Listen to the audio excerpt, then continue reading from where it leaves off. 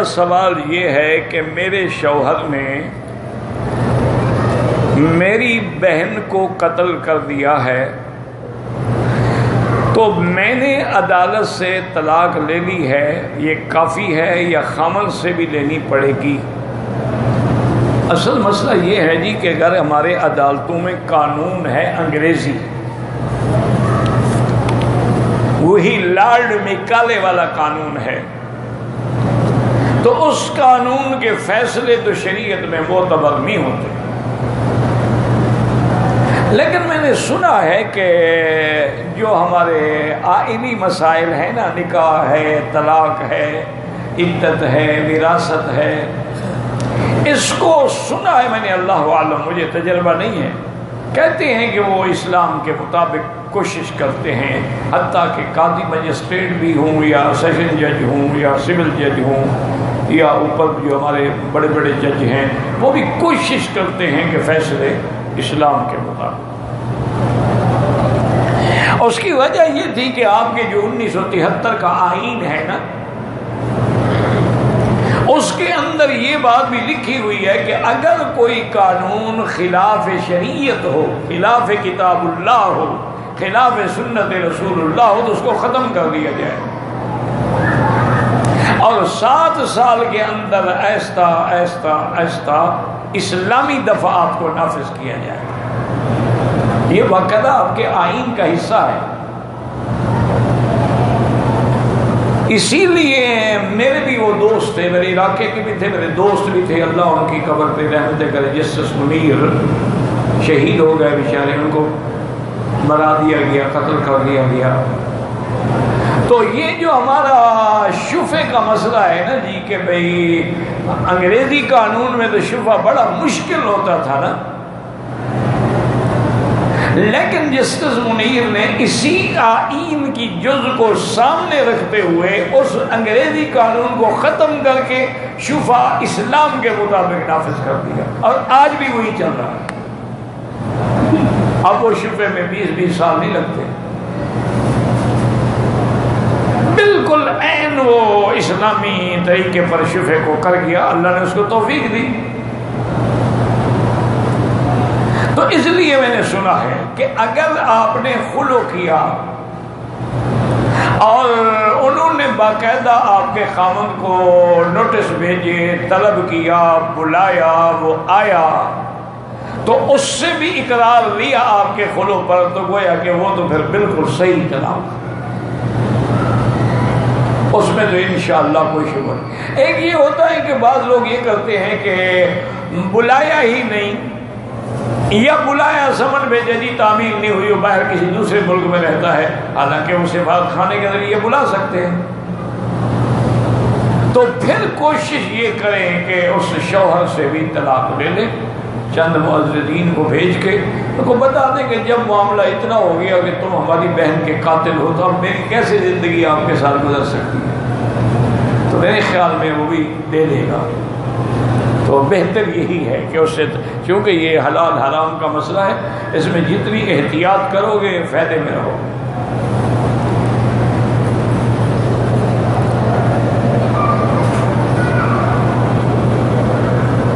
کوئی کام کرنے کے لیے دلالی دینا پڑتا ہے، میرا بھائی بات یہ ہے، بات سمجھو، ایک آدمی ایک غلط کام کرانا چاہتا ہے، یعنی کام کرانے والا بھی غلط کام لینا چاہتا ہے، اگلا بھی غلط کام کر رہا ہے، اس میں جو دلالی وہ حرام ہے، وہ رشوت ہے۔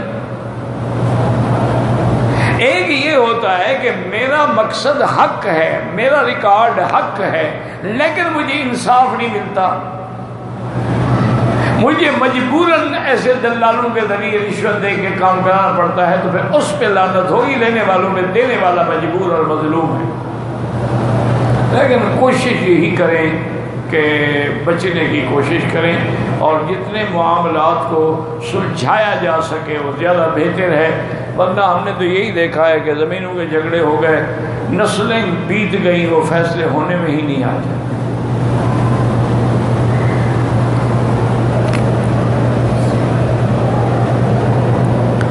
غیر قانونی کھانے و کمانے والا روپی وہ بھی حرام ہے۔ لیکن غیر قانونی سے کیا مراد ہے؟ اسلام کے قانون کے خلاف یا انگریز کے قانون کے خلاف؟ اگر اسلامی قانون کے خلاف ہے تو حرام، اگر انگریزی قانون کے خلاف ہے تو اس کا کیا ہے؟ وہ تو ویسے وہ قانون ہی غلط ہے۔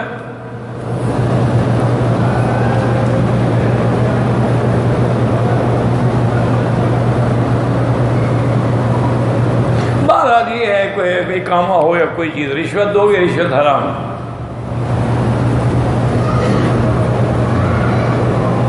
حضرت علی رضی اللہ تعالی عنہ کا قد مبارک لمبا تھا اور بڑے موٹے تازہ بھی تھے، لہیم جسیم بھی تھے، اور خدا کی شان ہے آپ کے سارے بدن پر بال بھی بہت تھے۔ اللہ تبارک و تعالیٰ کی شان ہے رضی اللہ تعالی عنہ، لیکن اللہ نے انہیں جو شجاعت دی تھی، جو قوت دی تھی، جو فہم دی تھی، جو عقل دی تھی، وہ ضرب المثل۔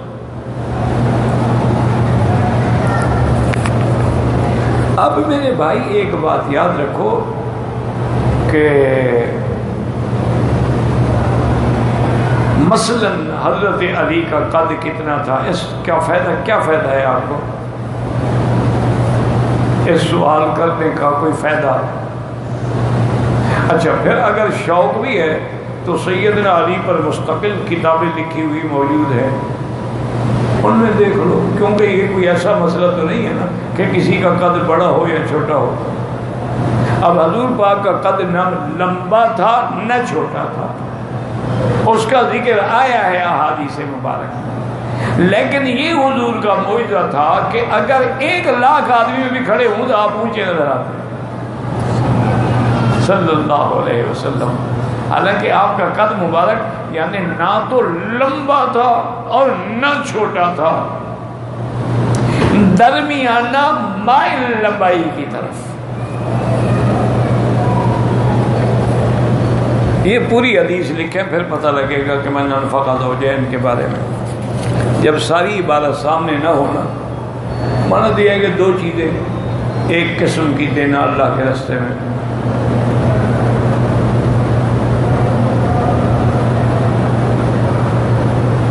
کہتا ہے جی پتہ نہیں کیا لکھا ہے آپ نے، مراد من پتہ نہیں کیا، وہ لفظ ہی نہیں پڑھے جاتے تو آدمی کیا کہے۔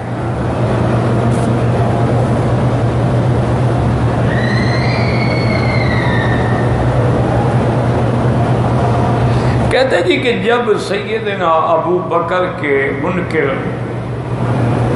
سیدہ عائشہ پر گستاخی کرنے والے کافر ہیں تو حرم میں کیوں آتے ہیں؟ ان کے پاسپورٹ پہ آپ لکھوا دیں، شیعہ نہیں آئیں گے۔ جب پاسپورٹ پہ مسلم لکھا ہوا ہے تو ایکس رے تو ہے نہیں حکومتوں کے پاس کہ وہ دیکھ لے کہ اندر شیعہ ہے، خارجی ہے، ناصبی ہے، کون بلا ہے۔ اچھا اسی طرح آپ دیکھیں نا جو قبروں کے سجدے کرنے والے ہیں، غیروں کی منتیں ماننے والے ہیں، قبروں پہ چڑھاوے وہ کون سے مسلمان ہیں؟ وہ کیسے آ جاتے ہیں؟ بھی لفظ جو مسلم لکھا ہے پاسپورٹ پہ، بات ختم ہو گئی۔ انہوں نے تو ریکارڈ دیکھنا ہوتا ہے نا، قانونی دستاویز دیکھنی ہوتی ہے، اس میں لکھا ہے مسلم۔ ویسے بھی ہم سارے یہ ریکارڈی مسلمان ہیں نا، پٹواری نے لکھا ہوا ہے کھاتا مسلم نان مسلم۔ میں مکے میں رہائشی ہوں، کام کے لیے عرفات میں 7 تاریخ کو گیا، 9 تاریخ کے وقت عرفات میں احرام باندھ کے حج کیا۔ عرفات سے احرام باندھنے حج نہیں ہوتا، احرام آپ کو حدود حرم میں باندھنا چاہیے تھا، پھر عرفات جاتے۔ عرفات سے تو کوئی احرام نہیں باندھا جاتا حج کا، جب احرام غلط ہو گیا تو حج کیسے ہو گیا؟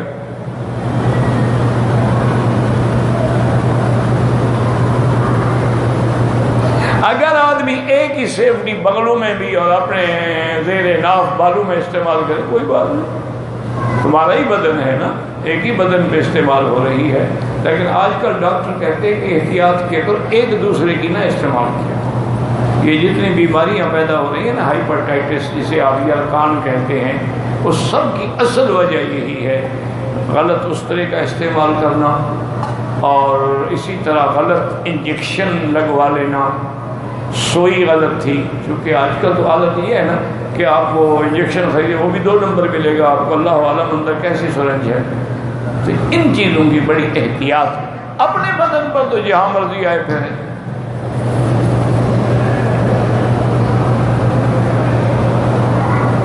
کہتے ہیں جی کہ مکہ مکرمہ میں بہت سارے لوگ بے روزگار ہیں، اللہ سب کے روزگار کو آسان فرما دے، اور میری درخواست ہے سب سے کہ جو روزگار سے محروم ہے یا روزگار میں برکت نہیں ہے یا قرضہ بہت ہو گیا ہے، اس کا ایک ہی علاج ہے کثرت استغفار، کہ وہ زیادہ سے زیادہ استغفر اللہ الذی لا الہ الا هو الحی القیوم واتوب الیہ۔ اچھا یہ لمبا آپ کو یاد نہ ہو، استغفر اللہ استغفر اللہ استغفر اللہ، کم سے کم 2000-3000 دفعہ روز پڑھو، پھر دیکھو انشاءاللہ چند دنوں میں روزی میں بھی برکت ہو جائے گی، قرضے بھی اتر جائیں گے، روزگار بھی لگ جائے گا۔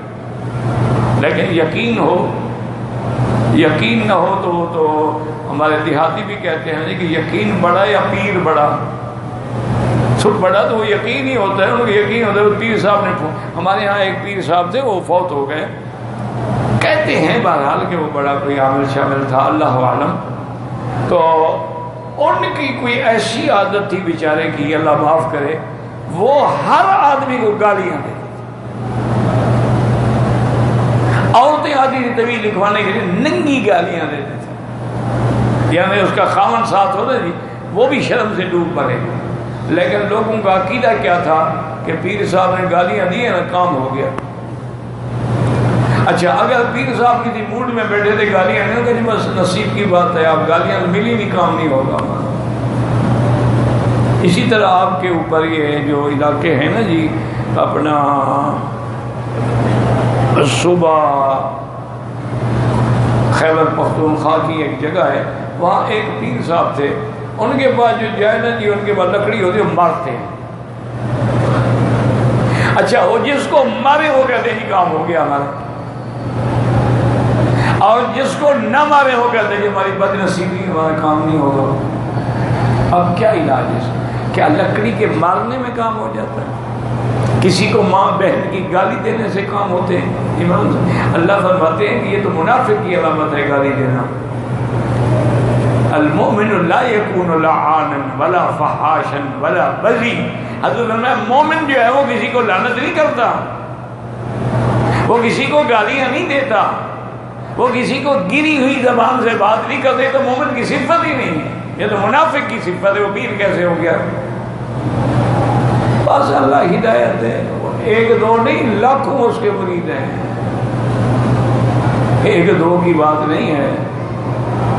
یہ جب ہمارے ہاں وہ قومیانے کا پالیسی چلی تھی نا کہ زمینیں چھین لو اور یہ کر لو اور فیکٹریاں چھین لو اور ملیں بند کر دو، تو ایک پیر صاحب تھے، وہ خیر صحیح عقیدے کا آدمی تھا، میرے ساتھ دوستی بھی تھی اور عقیدہ بھی اس کا بالکل ٹھیک تھا۔ کبھی اس نے عرس نہیں کیا، کبھی اپنے باپ کے عرس پہ نہیں کیا، کبھی جا کے قبروں پہ سلام نہیں کیا، کبھی۔ اور بہانہ اس نے یہ بنایا ہوا تھا کہ جی میں لوگوں میں جا نہیں سکتا،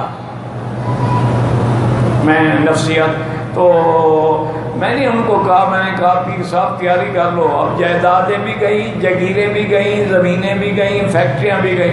اس نے کہا مولوی مکی ہمارا کیا چھینیں گے، ہمارے رجسٹر میں میرے مریدوں کی تعداد جو ہے وہ 2 لاکھ سے زیادہ ہے، تو اگر سال میں ان سے 10-10 روپے بھی لوں گا تو میرا کام تو چلتا رہے گا، چھین لیں۔ انہوں نے کہا میرا کیا فرق پڑے گا، انہوں نے کہا ہماری جگیر نہیں چھین سکتے یہ۔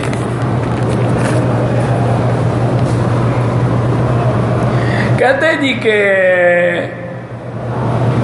آج کل یہاں جمعہ کی پہلی اذان زوال سے پہلے ہوتی ہے، دوسری اذان کے بعد خطبہ شروع ہو جاتا ہے، تو بہرحال جہاں تک میرے معلومات ہیں 12 بجے زوال ہو جاتا ہے، تو آپ 12 بجے سنت پڑھنی شروع کر دیں، تو 4-5 منٹ میں آپ 2 رکعت تو پڑھ سکتے ہیں، باقی بعد میں پڑھتے رہیں، اور کوئی حل نہیں ہے نا میرا بھائی۔ اس کا حل ایک ہے کہ آپ لوگ جو ہیں درخواست لکھ کے یہاں کے علماء کو پیش کریں تو انشاءاللہ وہ ضرور غور کریں گے. کیونکہ سارے علماء اصل میں مسئلہ یہ ہوتا ہے کہ بعض ائمہ کے نزدیک دیوار شرط ہی نہیں ہے، تو لہٰذا ان کے نزدیک وہ گناہ تو ہے نہیں. آپ اپنی مشکل بتائیں ہم کو. کہتے ہیں جی کہ کسی جانور کو ذبح کرنے کے لیے وضو کرنا لازم ہے. بالکل لازم نہیں. وضو کا کیا تعلق ہے جانور کے ذبح کرنے سے؟ بس بسم اللہ اللہ اکبر، وہی ضروری نہیں کہ وضو ہو. وضو تو نماز کے لیے ضروری ہوتا ہے، ذبح کرنے کے لیے ضروری نہیں ہوتا. اگر ہو تو سبحان اللہ، وضو سے رہنا بھی ہے، بہت بڑی سعادت ہے. لیکن جانور کے ذبح کرنے کے لیے پہلے وضو کرنے جاؤ، پھر یا جانور مر رہا ہو، اچھا جی میں وضو کر کے آتا ہوں، جب تک وہ مر جائے آ جاؤں بہت، ہم تو وضو کر رہے ہوگے نا. واللہ اعلم. اللہم صلی علی سیدنا محمد وعلی آل سیدنا محمد وبارک وسلم. اللہم انت ربی لا الہ الا انت الاحد الصمد الفرد الذی لم یلد ولم یولد ولم یکن له کفوا احد. اللہم انا نسألک باسمائک الحسنى وصفاتک العلیٰ. اللہم سلمنا ولا تسلمنا وامنحنا ولا تمتحنا. اللہم اکرمنا ولا تہنا. اللہم زدنا ولا تنقصنا. اللہم اعطنا ولا تحرمنا. آثرنا ولا تؤثر علینا. اللہم اجعلنا فی زمانک و امانک و احسانک. دعا کریں کوئٹے میں جو ہمارے بھائی شہید ہوئے ہیں، اللہ ان کے درجات بلند فرمائے، زخمیوں کو اللہ شفا عطا فرمائے، اور ان کے پسماندگان کو صبر جمیل عطا فرمائے. جہاں جہاں بھی ہمارے مسلمان شہید ہو رہے ہیں، یا اللہ سب کے درجات بلند فرما، اور ان کے پسماندگان کو صبر جمیل عطا فرما. یا اللہ مسلمانوں کی جان مال آبرو عزت کی حفاظت فرما. یا الہ العالمین یا ارحم الراحمین، بلد الامین کو بھی قیامت تک ہر فتنے سے محفوظ فرما. وصلی اللہ تعالی علی خیر خلقہ سیدنا محمد وعلی آلہ واصحابہ اجمعین. اللہم صلی علی سیدنا محمد وبارک وسلم علیہ.